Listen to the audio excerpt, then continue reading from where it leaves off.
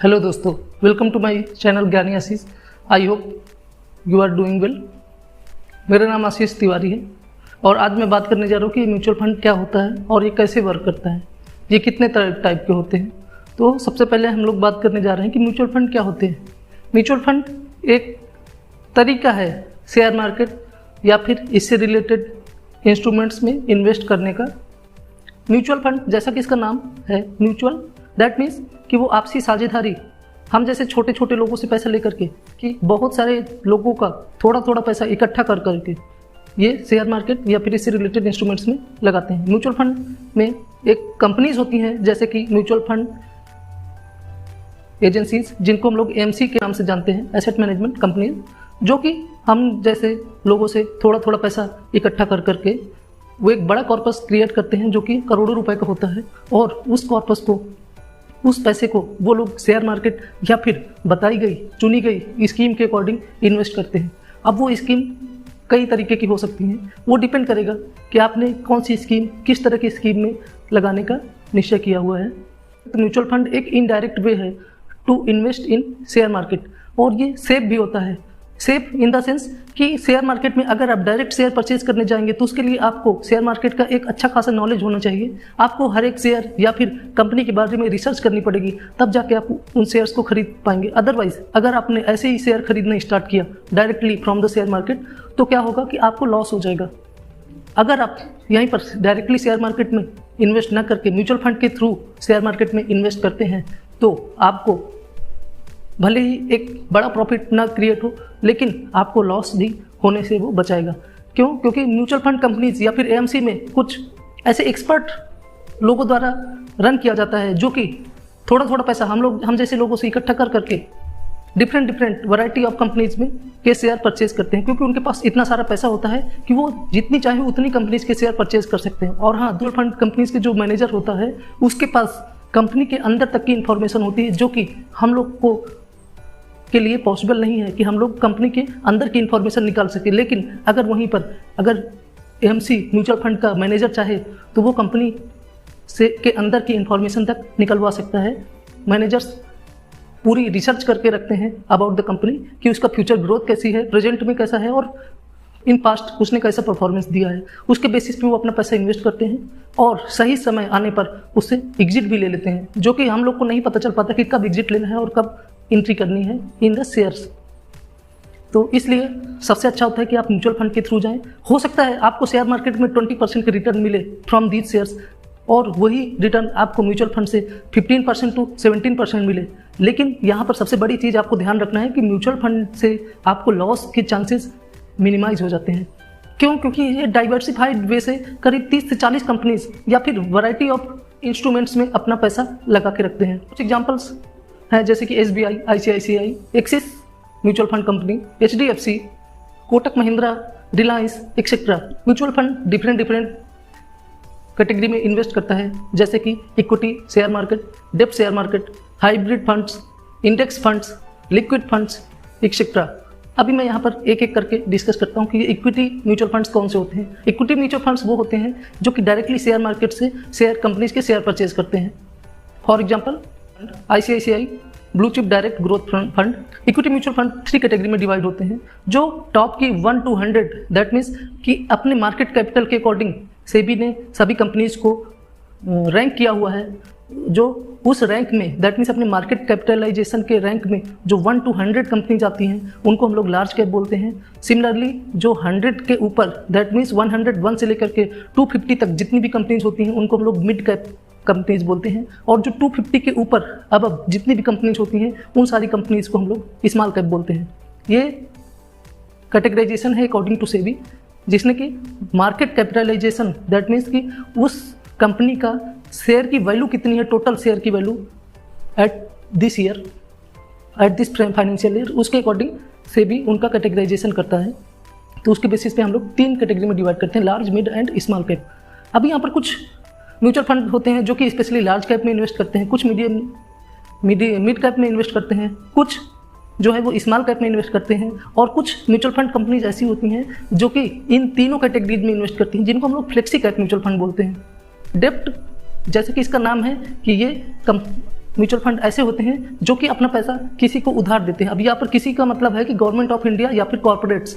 Government of India जो कि अपने खर्चे मीट करने के लिए पैसे जब उधार लेती है तो वो म्यूचुअल फंड के through government bonds, government securities के जरिए पैसे लेती है बाई पब्लिक, जो कि म्यूचुअल फंड के थ्रू ईजिली आसान तरीके से लिया जा सकता है। तो डेब्ट फंड ऐसे फंड होते हैं जिनमें कि mutual fund companies government of India या फिर कॉर्पोरेट या फिर बड़ी बड़ी मल्टीनेशनल एमएनसीज के को लोन देती है। इनमें इक्विटी म्यूचुअल फंड के कंपैरिजन में थोड़ा लो रिस्क होता है और इनका रिटर्न भी थोड़ा सा कम होता है। जहां इक्विटी म्यूचुअल फंड में आपको लगभग 14 to 20% का रिटर्न मिल सकता है, वहीं पर डेब्ट मार्केट में आपको लगभग 8 to 12% का रिटर्न मिलता है। हाइब्रिड फंड ऐसे फंड होते हैं जो कि इक्विटी म्यूचुअल फंड, डेब्ट म्यूचुअल फंड, गोल्ड, एक्सेट्रा में इन्वेस्ट करते हैं।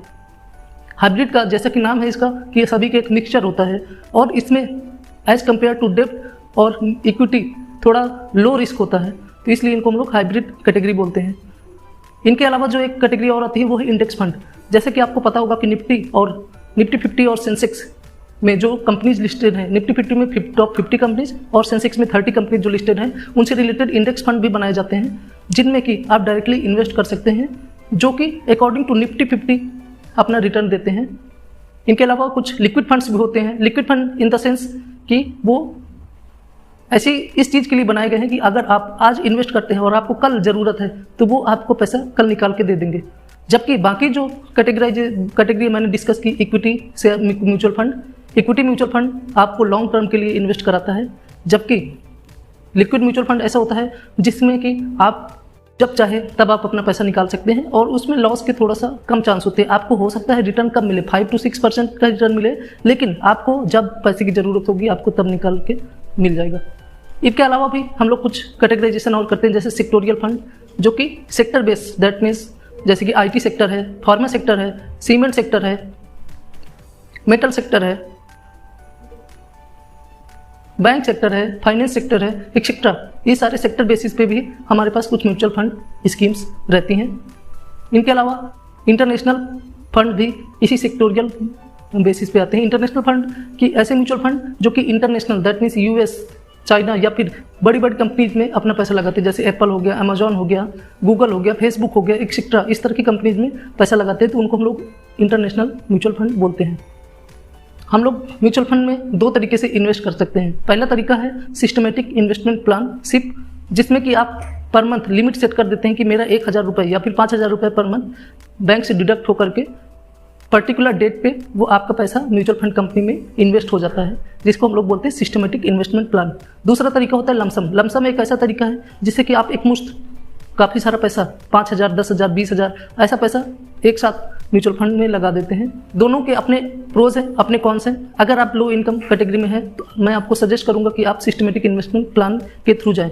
और हाँ, अगर आप नए हैं म्यूचुअल फंड या फिर ये सारी चीज़ें आप पहली बार सुन रहे हैं तो मैं आपसे रिक्वेस्ट करूंगा कि प्लीज़ आप भले ही 500 रुपये या 1000 से अपना म्यूचुअल फंड स्टार्ट करें, और अगर आपको कुछ समय बाद अच्छा लगे, आपको लगे कि हाँ ये मेरे लिए अच्छा है, तो आप उस इन्वेस्टमेंट को बढ़ा सकते हैं। लेकिन आप 500 या 1000 रुपये से शुरुआत जरूर करें।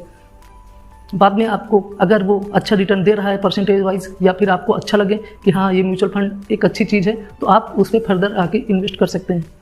म्यूचुअल फंड में दो तरीके की स्कीम होती हैं। पहली स्कीम है डायरेक्ट ग्रोथ और दूसरी है रेगुलर।